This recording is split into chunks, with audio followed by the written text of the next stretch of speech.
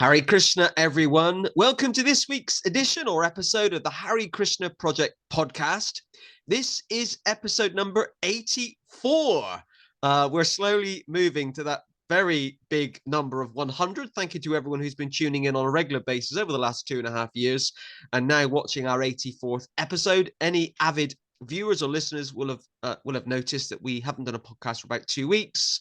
The Hare Krishna Project team, we've been on annual leave. We went to France for a couple of days to meet some devotees, and as you know, we regularly travel around the UK and parts of Europe to meet devotees and find out about their projects. We're very keen to support devotees in terms of what they're doing. But we're now back in the UK, back to Britain. That could be like a marketing thing, isn't it? We're back in Britain. To record our 84th episode of the Hare Krishna Project podcast. If you're watching this on YouTube, please do hit that all-important subscribe button so you get updated about future podcasts. And if you're watching this on Facebook, please do like or follow the Hare Krishna Project page so you can also keep updated about future events and activities. Okay, now I'm absolutely delighted to welcome our 84th guest this week. Please welcome Jesper. Hare Krishna, Jesper. Hare Krishna, Narada, Prabhu. It's wonderful to have you with us. I love the look there. You've got the Bhagavad Gita, famous Bhagavad Gita picture above your head. It just looks like a great setting, a great scene. Thank you for joining us. So Jesper, let's start by you telling us a bit about you and where you're from. I'm from Denmark. I live in Copenhagen. I was born here in Copenhagen, and I am 54 years old, soon the 11th of November. And I have been in Hare Krishna since 93. Wow. As 1993. and I have been like doing the same stuff as many, but I never moved into a temple on a long-term stretch. You know, I was living in a Hare Krishna collective, you can call it that, a house with young people and some senior devotees coming by sometimes, and the Prabhupada disciple. And I have just seen the movement, how it works, and I know a lot of very nice devotees, and as many older devotees are talking about that maybe something should happen in the movement about how we behave towards each other, how we get along, and that's just what I have been observing. And for myself, I had just had a regular school, and I'm educated as a therapist, both bodily and mentally. And I'm always myself hitting the shop button of a therapist. I have a very one of Denmark's best therapists who is called in when the commune and like the doctors and so on doesn't know what to do about a certain person who is extremely traumatized. So that is my teacher, and he has given me so much. That's what I think, a lot of insight into the psychic of the human nature. And of course, I'm also studying myself. And the most important of all, I am learning how to cope with all the nasty feelings that comes with a human life, such as inabilities, anger, sorrow, sadness, and one of the worst one who is used a lot to regulate people between themselves, that's shame. Shame is still a taboo word in even modern psychology, because shame is a nasty feeling and no one likes to cope with their shame. So that's a little about me, what I'm interested in. Of course, there is so much more, but this is not a podcast about me. So you've been 30 years in one sense, 30 years is a long time. In one sense, it's not a long time in the grand scheme of eternity, but 30 years is quite a while. The world was a very different place in 1993. How did you meet the devotees? How did you discover Krishna consciousness? To make a very like detailed story, less detailed, I met them on the walking street in Copenhagen. We have this wonderful walking street where we can do the most like fun harinams because we don't meet cars at all. And there they walked around in 93 with their books. And I saw huge gatherings of harinams and so on. Then one day, a monk, which I knew after there, he gave me 2 books. And I said, I'm not going to pay for that. He said, I don't care. You're just going to have. And they were on my shelf for quite a while. And my eyes could never get off them. When I was sitting in my room, they were looking at these books. And I opened them. And to be honest, I didn't know what it was about. It could have been about repairing bicycles. It could have been about like being a director on a factory, anything. Krishna didn't reveal anything. Then one day I went to the hospital. I got a serious inflammation. And I opened the book. And they started with one verse. It says like, you're not this body. And I just knew in that second that I found truth. The truth. Nothing less, nothing more. And I knew I would never be able to get away from it, no matter how much my mind would like to, but I just knew it. This is it. And I was preaching to my friends. Many of them were joining. I was really a furious preacher. And I preached to them while they were sleeping. And when I stopped preaching, they woke up and said, please, keep on talking. And I was afraid of chanting the Hare Krishna mantra because I knew this thing here, that will be the end of my something. I don't know which it would be the end, what it would be the end of, but I just knew. And then one day I took myself together, got the courage, and I started chanting Hare Krishna, sitting in my sofa, very comfortable. And I got into 3 times the mantra. And for the first time, I understood clearly that I'm not this body. I am sitting inside this buzzing, weird system and looking out.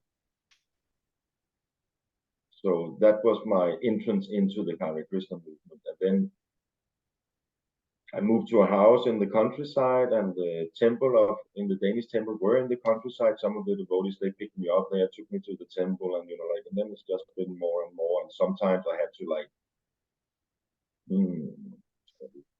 break off the relationship a little because of something, and it has never been other than my own way of thinking that made me that made me break it off. I remember, I was arguing with one devotee, and immediately I just heard inside, we can't tolerate that, Jesper. Now you'll have a break from here for like 3 months or something. You won't get back now. Like an internal voice telling that, and it wasn't in the temple for 3 months, because maybe I was right, but it was wrong to talk to him like that. I have been a very passionate boy or man. Did you have any particular religious or spiritual upbringing? My grandmother told me about Jesus Christ, but it wasn't like a church walking family. It was not at all. But she believed very firmly in Jesus Christ. But she wasn't preaching or anything. And when she understood that I would bend for Hare Krishna, how to say it, I will bow down there. Then she got sad. But I can tell a short, very, very sweet story from her death.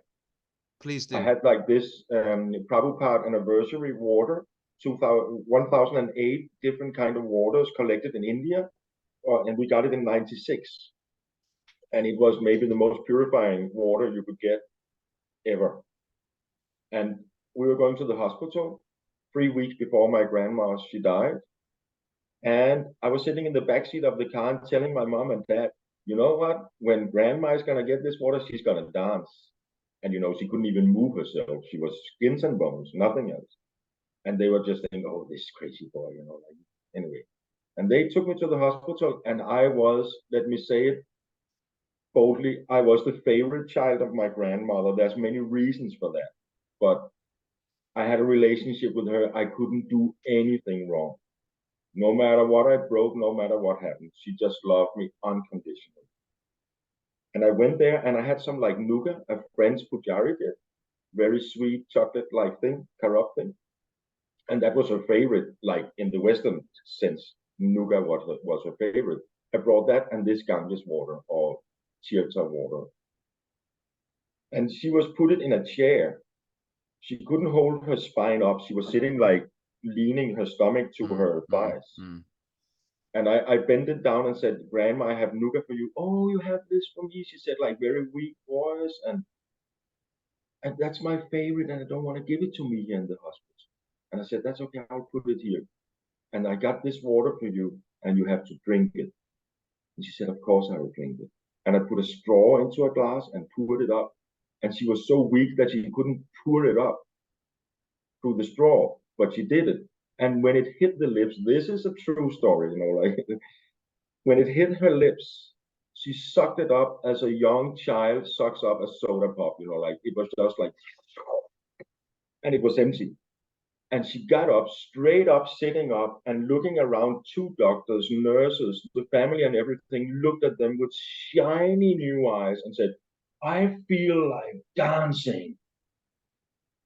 And my mom and dad, they were looking at me because I just told them that the soul will dance. And this is like the wild part of the story. And the doctors, they were like, what did he just give her? Like some drugs or something. Anyway, then I was sitting beside her for like 5 minutes, and she leaned over and whispered to me, you found the right thing. Don't ever give it up. And she was sad that I met Krishna Consciousness because she was not Jesus. But she told me, don't ever give it up. This is the truth. I get touched when I tell that story. It's a really nice story. It's a wonderful story. Amazing. And it's amazing what happens at the time of physical death or near the time of physical death. Okay. Let's talk a bit about psychology. I think you said about 10 minutes ago that you're a therapist. Yeah. And I always feel very quite, I don't know what the expression is really, but very impressed when someone says they're a therapist, because that can mean many things, can't it? Oh, so I'm a therapist, or oh, you must be very smart and intelligent. I'm sure you are very smart and intelligent. Therapy. Everyone needs therapy of some type, don't they? I mean, after this podcast, I'm going to go for a walk. That's my therapy. Yeah. Do some more japa. So let's talk a bit about. So you know about therapy, which is great, and you've been around the Krishna Consciousness movement for 30 years, so you know a little bit about it. Yeah. And kind of human relationships or lack of human relationships, maybe. Or maybe not beneficial human relationships. Yes. Yeah. And you've seen I'm making a big strong assumption you've seen how religious and non-religious organizations work in terms of dealing with people, etc., etc. So let's talk a bit about that in terms of how do we create healthy boundaries, or how do we create healthy relationships, particularly in the Hare Krishna movement? And how can we create healthy relationships and boundaries that then protect our mental health? First of all, the boundaries has to be done within ourselves. It's not like telling somebody else, you shouldn't do like that to me, because they'll do it anyway. It's about defining who do I want to be? What qualities do I want to be, let's call it, made of? So I have to dig deep and find out what do I want to how to say it, sustain, or what do I want to, when people they see me, when I feel myself, what kinds of feelings do I want to have? Do I want a good feeling or do I want a bad feeling? Do I want to be right or do I want to be happy? Like, you know, many people, like in a relationship, they want to be right or something, but actually I want to be happy. They can be right, then I'm happy. So it's about, I have to define myself as a person of respect, dignity, trust, especially empathy is the most important one, civility, interested, curious, caring, graceful, and you can make your own list of like 15, 20 of these qualities, and then stay with them, no matter what other people they do. That's the difficult part, because we get pushed, our buttons get pushed, or they get your goat, as you say, you know. Like, so put the goat in the backyard, so they can't get it, and that's a difficult task. It takes time to not be gettable, if you can say like that. It takes a lot of inner strength, and to build up inner strength, we have to be able to comprehend all those feelings I was mentioning before. Because if I don't want to look at I'll jump a little. As human beings, we have to understand that everybody is fragile. Everybody is fragile. Everybody is vulnerable. Everybody is dependent. And everybody can die. Everybody will die. So I'm dependent on other people.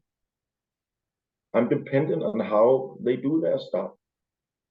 And I am very fragile. Maybe I don't want to admit it at some points. I got to stand strong when I'm together with my children. I shouldn't be so fragile there, but I am fragile. If I go into a close relationship, the closer the relationship is, the more intimate it is, the more fragile I get. So if I surrender myself to someone, as in religious organizations, I become very fragile and vulnerable. I can get deeply wounded by a person that I love or surrender to. It goes very, very deep compared to if you know, like if we don't know each other so well, and you said, oh, I don't want to talk to him anymore. That's like, okay, you know, like we wasn't so close. But if a person you really love says something nasty, then it hurts. And it starts when we are small. I'm super dependent on my mother. I can't leave the relationship when I grow up. I just can't. I need the food.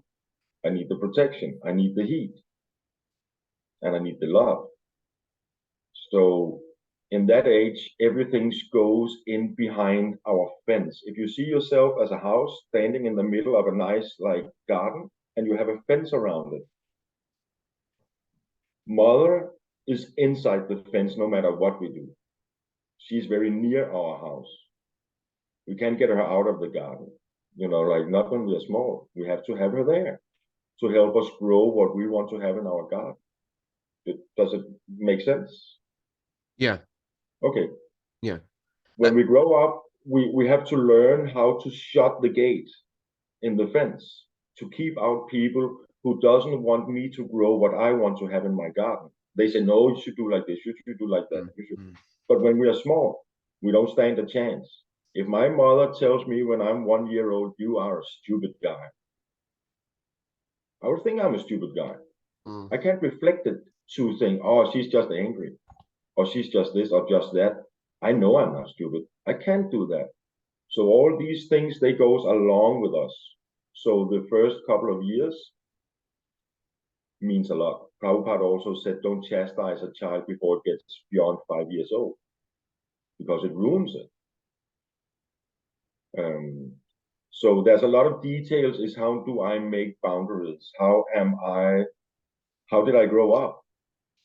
What kind of psychology frame was I in? Did I have like an abusive kind of raising, or did I have, like, you can also say this modern word, narcissistic family members? Did I have a sibling or a mother or a grandmother or grandfather?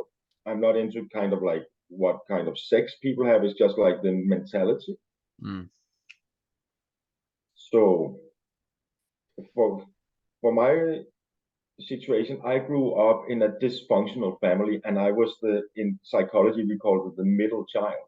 There was the big brother, first boy in the family, and I'm not blaming anyone in my family or any of my brothers, sisters, or anything, but I was the middle child, and they somehow um, they received the dysfunction in the family.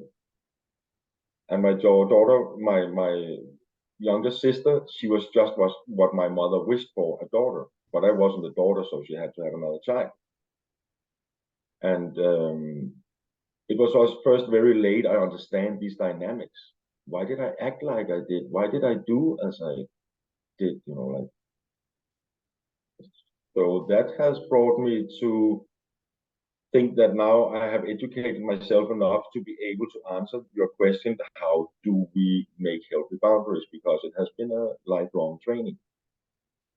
In life, we get the test first and the learning after for many people. Just on a bit of a tangent, can you tell us a little bit about the kind of middle child syndrome?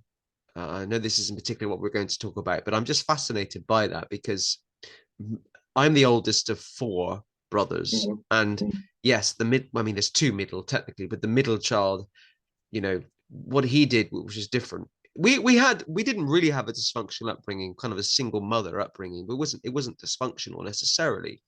But the middle child decided to leave the UK 15 years ago and move to the Middle East and live there. And it was in one sense to get to have a job, but it was also radically different from the rest of us. It's like he was trying to escape, like he wasn't getting attention at home. I was the oldest, and my youngest brother is the baby. So why was there something deeper psychologically that made him move to the Middle East 15 years ago? That kind of craving for attention or craving to be different type thing. It was. I don't know how to answer that because I don't know the situation, but I know about the middle. I know that the dysfunctions go into the one who is the less, like the one who wasn't wished for as much as the little girl and the big brother. That was my situation. In psychology, they know about this middle child thing. Yeah. And it wasn't that I was brought up in a very dysfunctional family. It was just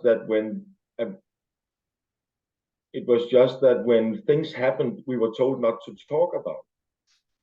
And that's very dangerous in psychology. So I don't know what to say about this middle child thing. It's just like, it's the easiest thing. And somehow karmic, you are born as a middle child, you have like your karma. And for me, it was like, I'm not going to get into previous life. It's going to be to like crystal head like, but in my family, my little sister was the golden child, the one who should be what my mother wanted her to be. My father was very neutral. My mother could get him very angry because she was very skilled with words and he wasn't. But I wasn't afraid of my father. I could stand right in front of him when he was very, very angry. But I acted like the diplomat as the middle child. And my brother, he just got away from it. Like, I think he moved out when he was like a little more than 14 years. That's very, very young in Denmark. 16 there, he was completely gone with a girlfriend. He just had to get away from that.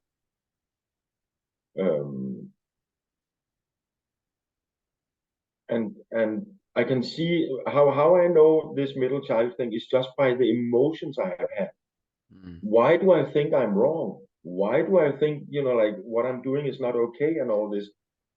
Because that was just how it was. When someone was blamed, it was me. My sister could always go and say, he did like this and like that. And when I said, oh, she did like that, they wouldn't listen. She was like patted on the head and say, yeah. So I can't really answer it. You said something just now that I find very interesting. It was around how, as individuals, we need to create boundaries. We need to work out who we want to be.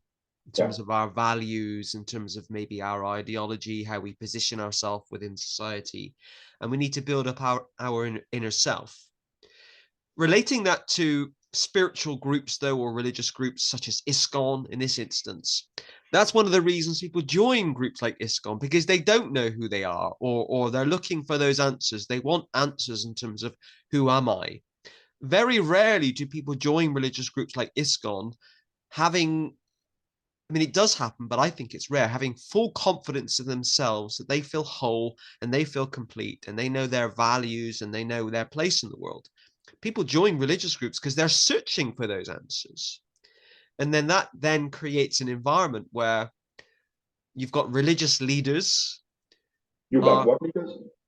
religious leaders, Yeah, yeah. religious leaders, in this case, sannyasis, temple presidents, managers, providing those answers as to who people should be or could be. And I just find that very interesting in terms of, I mean, I'm not a psychologist at all or a therapist, but you've told me something, you've told us something that related to Krishna consciousness or Hare Krishna groups like ISKCON opens up a whole can of worms, you know, Yeah. in terms of human behavior. So how do we, so let's kind of move on to that in terms of religious groups. How, how do we create those healthy boundaries then if people are joining groups like ISKCON not knowing who they are, who they think they are? Yeah, that's a really, really good question. Um, um, we tend to move from our position when our position gets uncomfortable enough. We'll go along with things, and many people, they don't think. They don't know that they're thinking. They don't think about what they are thinking. They're just thinking. You know, and Yeah. that's, you go into a movement like any movement. It can be a Mm. company, it Yeah. doesn't matter, it can be a family dynamic. Some families has a very powerful head of the state, if you can say like that, really driving the family as they wanted to. So many like tough cases of that, really narcissistic. And in the Hare Krishna movement, there is like this system where the way, like I said in Bhagavad Gita, the way the leader does, that's how everybody else will do. And no matter if you get an immoral leader or a leader who doesn't have a high ethics, then that will go down Mm. through the system. All the leaders, down to the temple president, down to the local stuff, it will somehow affect it. Whereas if you have a super loving, very empathic, and responsible in human relationships person, that will also go down the lines, and someone who is not will easily be spotted. And in relationships, there are some steps. How do we create, like when you go into, like you said, a newcomer comes into Krishna consciousness, we all knew when we came in, we thought no one here is stealing, they are all saints. I can leave my whatever anywhere, it will be there when I come back, and when I came back it wasn't there, somebody took it. They are like everybody else, and their will and their passion and so on just gets even stronger from chanting Hare Krishna. Hare Krishna is an amazing mantra, but it's also a fertilizer for everything. You just get more power from chanting it. Krishna gives you the power, but it's up to us. What am I going to use it for? And you said there's many reasons why people come to Krishna consciousness. I have to roll it a little back. I've talked to a very, I'm not going to mention any names of anybody, but I talked to a very famous Prabhupada disciple. And I asked him, but this, like so many are joining in this country and that country and so on. It seems so not so many are joining here. And I said, isn't that because they're actually just hungry for food, ordinary food, food. And they get meals 3 times a day, like, and a place to sleep. And he said, yes, that's true. You see, in this country, he said, so many people have such a bad upbringing. So just being able to get into a temple and live there gives them some certainty. I've heard that in South India, there's a jail who has prasadam distributed from a temple. They have to check the truck who goes in with the prasadam. People are hanging underneath. They want to go in to be in the jail where they get that kind of food. That's crazy. I've heard that people actually want to go into prison or stay in prison because the prasadam is so good. So it tells something about what mass of people comes into movements like Krishna consciousness and how easily it is to manipulate them. It wants that. And I just have to add a little thing, that is that everybody that comes into the Krishna consciousness movement are also purified. So it's beyond, it's over my head to judge anything. But when you get into a movement where people come because they want position, they failed in life, they can't see themselves become anything out in the material world, and they go into the movement and they want to have a position there, then they get like, I don't know what you call them, those that horses has when they are in a race, so they can't see. Tunnel visioned. Tunnel vision. They get like that, yeah. And they forget that they are dealing with people. And then the relationships becomes like, I heard a woman said Haribol relationships, Haribol, like that's nothing like, no like real exchange. And it will take a long time before we get the transparency so that we can get everybody into this, and people who only want to be in the movement because a position, they won't have so much success. I think in many years from now, it will be a different kind of movement. But if you want to have success, and then you just have to follow the leader. Then you just follow the leader, does as he says, and like get some points for distributing books or do whatever is right in the leader's eyes, because that's already also very different from temple to temple. What is the right thing to do? And certainly, if you get the temple some money, then you're good. Then they'll give you a position. Or if you help with the administrative work, then there's also a big chance that you'll get a position very quickly, even though you just entered the door. And that's very fine, all of it. But in terms of me taking care of myself and all this machinery of different reasons why people are there, when the end goal is actually to relate to the most complex, loving and caring and empathic person, Shri Krishna. That's what we want in the end.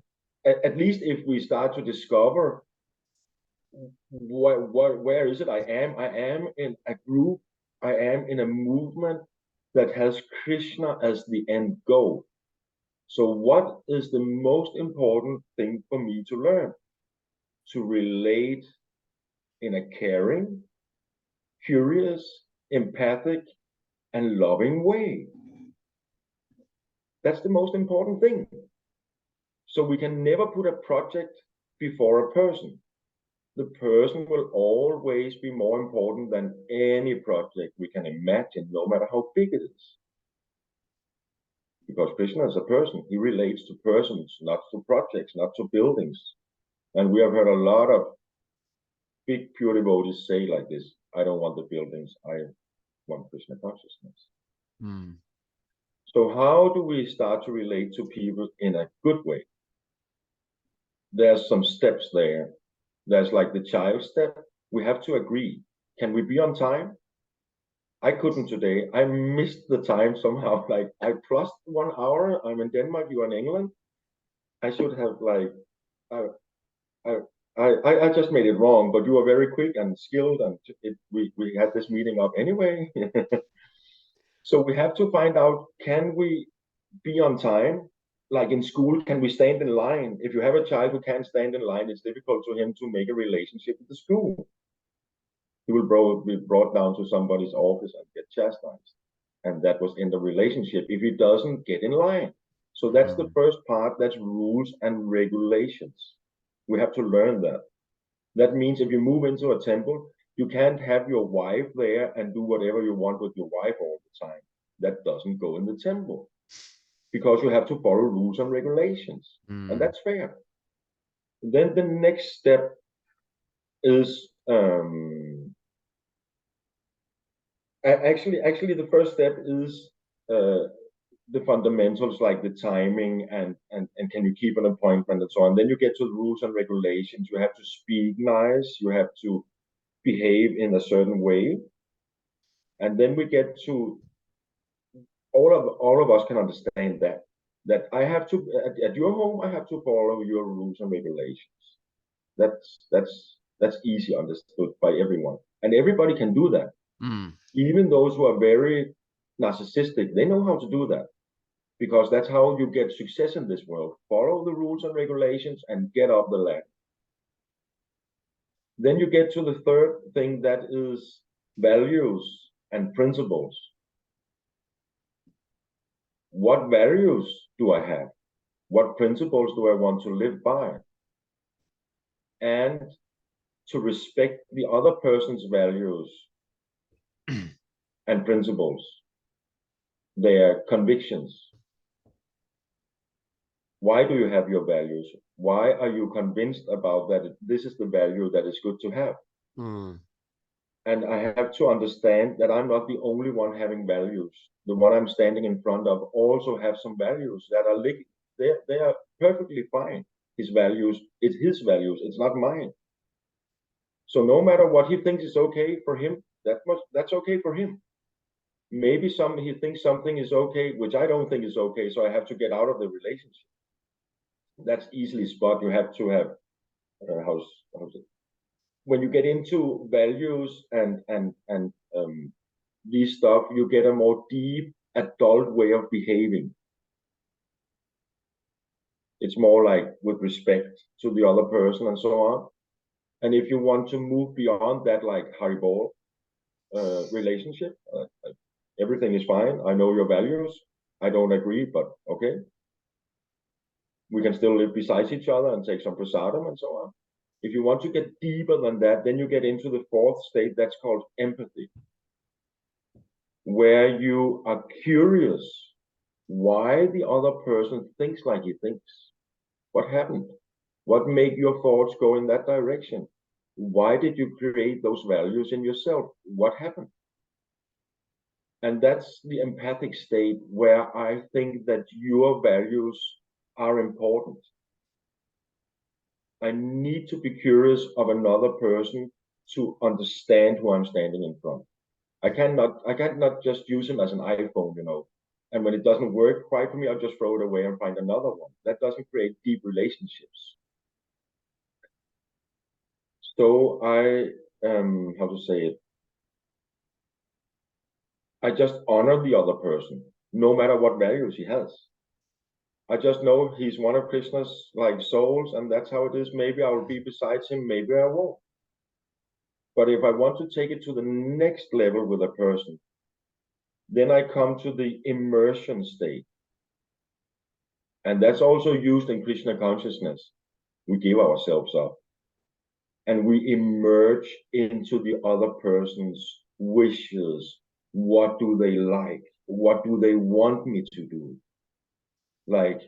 What do you want me to do in this podcast? You put it out some lines, and I have to be very interested in that to make a good podcast or satisfy your way of doing podcasts. So that's the most important thing in a relationship, and the final stage, which is endless. This is this immersion into the other person's wishes, emotions, and we just take the whole package. That can happen in a very, very good marriage, and you can say should happen. And it has to be both ways, because this is where we get super fragile and vulnerable.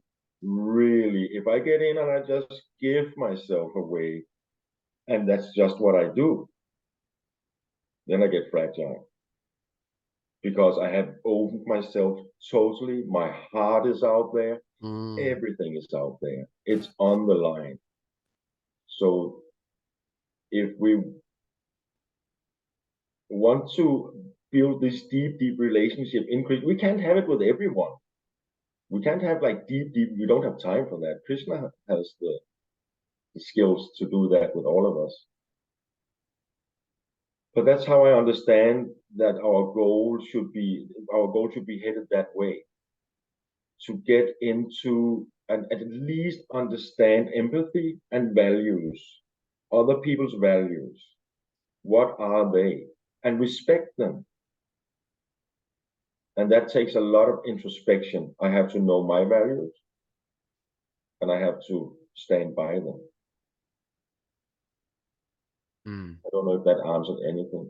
It does, and it was really useful to kind of understand kind of how we can build steps for healthy or healthier relationships. But I think one of the difficulties, though, in any organization, it's very difficult to follow those steps or try and follow those steps if those in positions of leadership are not following those steps. And often you find in a lot of organizations, but particularly in religious and spiritual organizations, or organizations that are trying to be religious and spiritual, there's a lot of vulnerable people, people that are searching for answers, and they're really, as you say, putting everything on the line, putting their heart on the line, and trusting, having faith in people in positions of authority. And that's one of the kind of dichotomies, I think, of groups, not just ISKCON. We use ISKCON as an example of lots of religious groups where you have faith. The Catholic Church would be similar, having faith in the Pope, that the Pope really is the representative of Jesus Christ. And there's a term they use in the Catholic Church, Catholic theology, fallibility or infallibility, in terms of, can the Pope make mistakes? Well, that's the same as, does the Guru ever get things wrong? I would say the answers to those things are subjective. They're based on you and your beliefs and your values and how you interpret the role of a guru and the role of the Pope.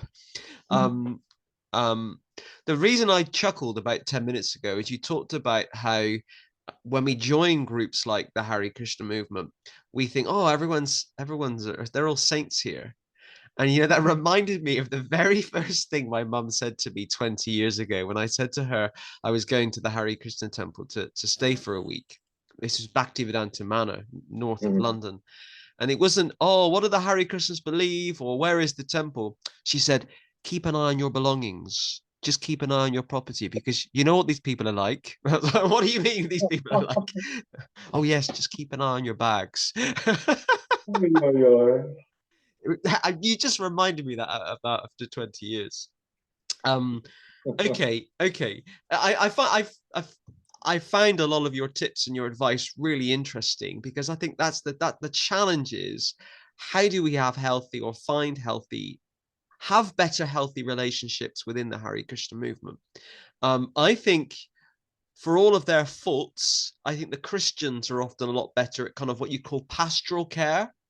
Pastoral care is this idea of caring and supporting people, irrespective of you care for their physical health as well as their mental health. My background before I joined ISKCON was the Methodist Church. I'm not sure if the Methodist Church exists in Denmark, but Methodists are kind of non-conformist Anglican. And I remember this lady, I mean, she's still alive, and she probably still does it, but she was very involved with the church.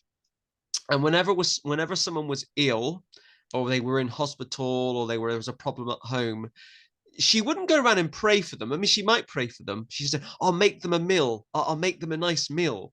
So she was interested in their physical health, and I'll make them a potato pie, and I'll take them round. And she might have prayed with them, and she might have read the Bible with them, but her priority was that they looked after their physical health. And she didn't want anything in return. She didn't want the money for the ingredients. She didn't want anything. She just wanted to feed them. And I think we can learn from that is that we should care for people. We should be caring for people. If someone's not good at chanting their rounds, if they're not very good at turning up on time, if they're not very good at Harinams or book distribution, we should still care for them, because they're human beings, and we see it as, well, we try and see it as devotees, that Krishna exists in the hearts of all, not just those that are from a wealthy Indian background that can provide some money. Krishna exists in the hearts of all living entities, if you're taking it a bit further than human beings, caring for everyone. Yeah, and a lot of people listening to this, watching this, would have experienced some really negative things, or negative bad relationships in the Hare Krishna movement, with gurus, with temple managers. And there's that, I mean, we can go on and on with examples of that.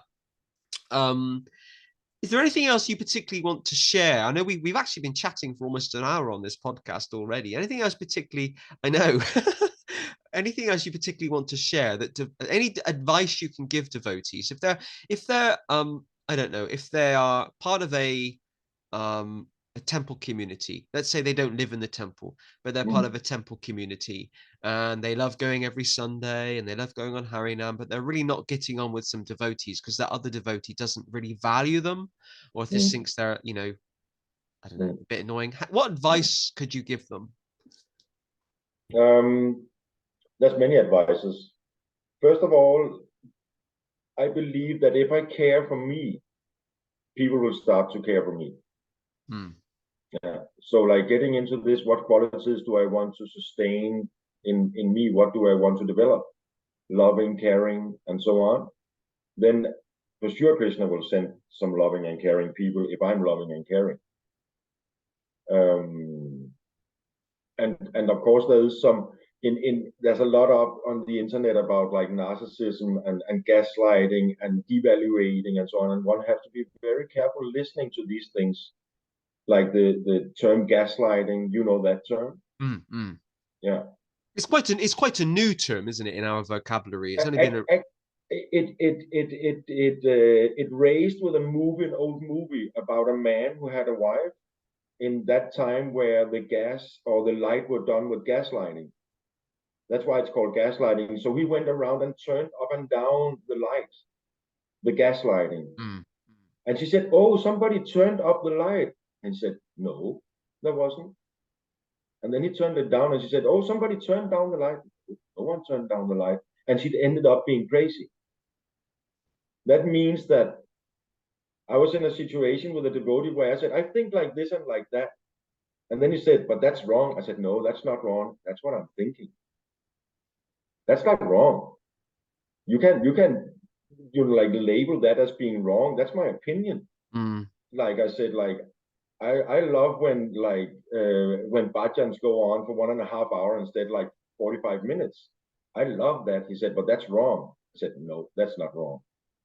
And I was so happy. My son and one of his friends were sitting there, so they could see me hold firm ground, like.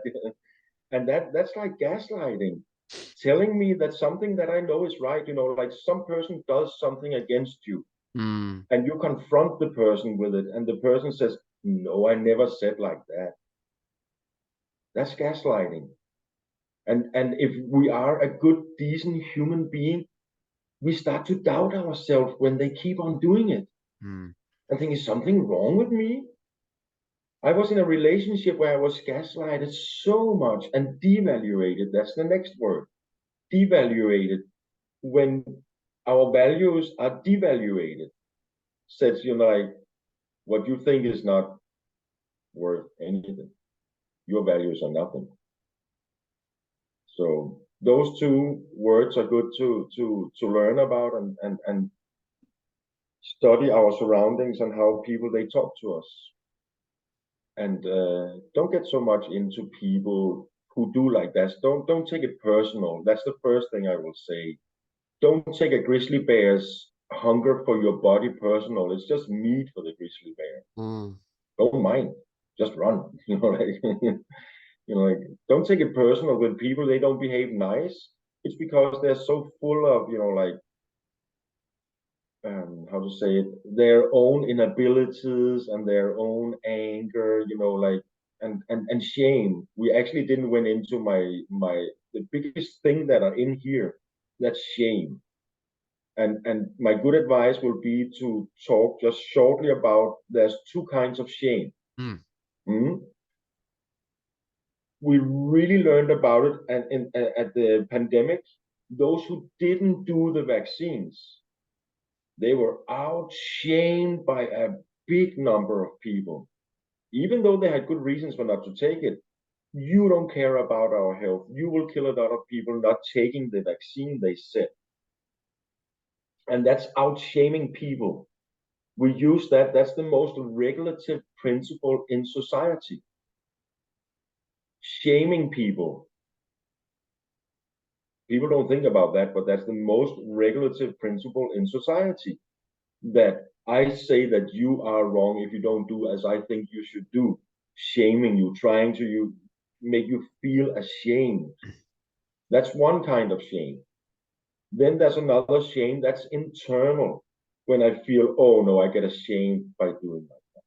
That's a healthy shame. Then it becomes healthy. It's healthy for me to feel ashamed if I go into the street naked. That's good that I feel ashamed. It doesn't mean that I shouldn't be able to do it, but like, I feel shameful if I end up in that situation. I wouldn't die if I end up in the situation, but I would feel ashamed. There's many things that make me feel ashamed. If I act in a certain way towards another person and I can feel it makes the other person feel really uncomfortable, I feel, oh no, I shouldn't have done like that. And I feel sorry that I said something. I wasn't thinking about it in the moment. I didn't know the person really well. And I just said like la la la, and the person got so embarrassed. Then I feel ashamed, and that's a healthy way of shame. That's the good shame. So there's these two different kinds of shame. There's the shame that comes from the outside towards me and wants me to feel ashamed. That blocks my whole creativity. It just like it shuts me down as a person. It's very difficult to be loving back when somebody's shaming you. It's very difficult to be like empathic and all these things in these situations. And then, as I said, the other shame, which is internal. And then we have the non-confronted shame. And this is a topic not even psychology is much into. Nobody likes to feel shame, real deep shame. I didn't succeed. Oh no, I did like this to that person. Get into those emotions is very, very difficult to uh, to be able to have the feeling of shame within the body and just live with it. Mm. That's really difficult. It takes a lot of training because we wasn't raised like that. We were just shamed, like, don't do like that. You are wrong, something like that. So when we see another person, that was to explain why people act like they do. If you go into like the narcissistic area, it's very shame based. Everything they do, they feel ashamed of something. That's why they act like they do. That's why they're not nice. Because they have a shame they don't want to feel. I was shamed once. I'm not gonna be the one who is shamed ever again. I'd rather shame you. Then I don't have to feel the feeling of shame. Mm. So of course that. Sorry. No, I was just going to ask, I mean, in terms of where devotees can go for advice and support and help, would you recommend any particular websites, either devotee or non-devotee websites, or any places online, proper bona fide places online where devotees can go for some advice? Because you've given some really useful advice, but in terms of people want to kind of read information or any particular YouTube channels people can go to, anything you would recommend? Yeah, I was thinking to start up a YouTube channel about this. Yes, please do. Okay, I'll do that. I'll stick my neck out and do that.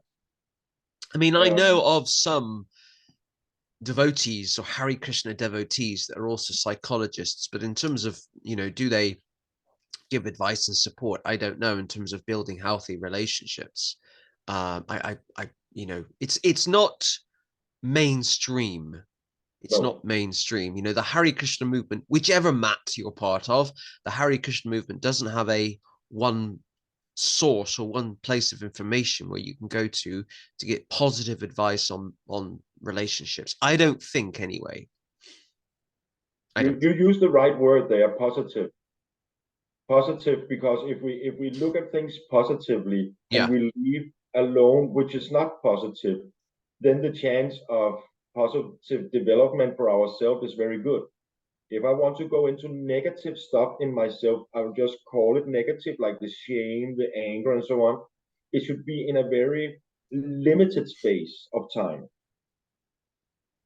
Because whatever I go and think about, I will attract somehow. Like Krishna says, whatever you're focused about on at the time of death, you're going to end up there. And that's in every second of life. It's like that. If I wake up in the morning and say, oh, this is a shitty day, what will I get? Happy persons? No, I'll get a shitty day. Yeah, no, I agree with that. Okay, so that, like this phrase, like law of attraction, all this, there's many ways of seeing it, but it is a science. And if you put me on another podcast, I will make a long list of people can contact, but it's not devotees. That's just for fun.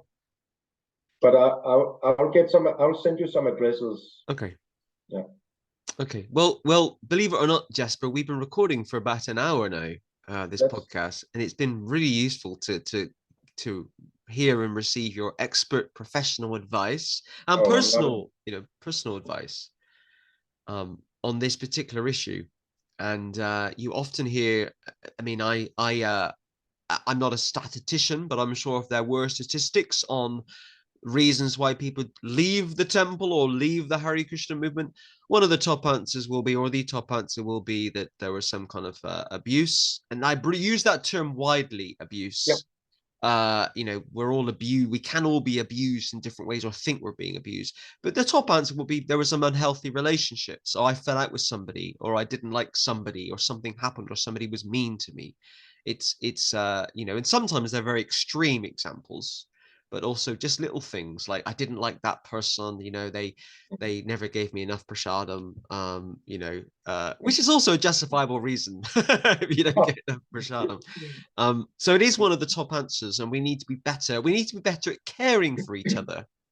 We are human beings, or we're spiritual beings living in this material world as human beings in this lifetime, and we have feelings, we have thoughts, we have emotions, and we absolutely need to look after our mental health. You have to try and remain sane in the Hare Krishna movement. So this is a really, really important issue that we should all be focused on. It's serious business, very serious business. And a Vaishnava's highest quality is to leave as many minds as little disturbed as possible. That's the highest thing for a Vaishnava. You saw Prabhupada. What was his first question to almost everyone? Are you happy? Are you happy? Yes, I'm happy, Prabhupada. Very nice. That's like, and like his way of, there you can talk about psychic abilities. People have told so many times that he just knew what they were thinking and what they were needing. And maybe an hour went by from they started to cry out something inside or in the kitchen because they couldn't be at a gathering or anything. And he just gave it to them, the attention. And it's like, maybe not everybody will agree in this, but there's many stories about it that he really knew about psychology. And that is the most profound thing about the big devotees. They know how to take care of people. They know how to show empathy. They know how to adjust so that the person in front of them will feel the best way possible. We can't make everybody satisfied, but as many as possible. Mm. And also, if I'm in a temple and I feel bad and I feel offended, I should sit down and think about what did I bring into the equation? Mm. What did I bring in? What expectations did I have? Do I have an expectation that people don't like me? Do I think, oh, I don't really like that person? Then why should he like me back? Like there's no reason for him to like me back. Like if I don't like him. So in that sense, take care of our own thoughts and emotions first, Mm. and just don't just be a victim of circumstances. All big people came from some kind of circumstance where they wasn't satisfied. Mm? But they saw themselves in another circumstance and they kept that vision. Think about Prabhupada. Mm. What circumstances he was under and what he created. Why? Because he has a firm vision and never gave up. There you can talk about entrepreneur, like something like that. And that will be the most serious and important advice, that is we have to take care of our own thoughts. Mm. And not blame other people for their behavior towards me. Introspect and find out, what am I thinking? Mm. What feelings am I sending out here? Do I have a victim mentality? Of course, some predator will make me a victim. That's how it is. That's just tough law. Whatever you focus on, I'll bring you there at time of death. Jesper, it's been great to have you as the guest on this week's Hare Krishna Project podcast. It's been really genuinely, I find it really useful to learn about you and hear your tips, receive your tips and advice on how to have better, or try and have better positive relationships. Not just within kind of our in kind of Hare Krishna circles, but also within our lives in general. Everybody wants to be happy. I want to be happy. I don't wake up in the morning thinking, oh, I want to have a miserable day today. I want to have a positive day. I want to be happy. There are different ways to try and achieve happiness. So there's temporary happiness and permanent happiness, but there's different ways to do that. So it's been really useful to hear from you. And I look forward to seeing your YouTube channel online at some point. And what you could do is just start by doing some short kind of clips, like 5 minutes, really easily digestible videos, like once a week, 5 minutes, and before you know it, you've built up a whole database of like 30 films, short films, and I find out those are watched a lot in some of the social media stuff that I do. So a big thank you to Jesper for being our 84th guest, a big number. Our 84th guest on this week's edition of the Hare Krishna Project podcast. If you're watching this on YouTube or Facebook, please do put a positive, constructive comment. We do love to hear from you, and we love to receive feedback about what's going on here at the Hare Krishna Project and the podcast we produce. Don't forget, if you're watching this on YouTube, please do hit that all-important subscribe button so you're updated about future podcasts and future events. And if you're watching this on Facebook, please do like or follow the Hare Krishna Project page so you're updated in that way as well. So until next week, we'll see you all soon. Thank you. Hare Krishna. Hare Krishna.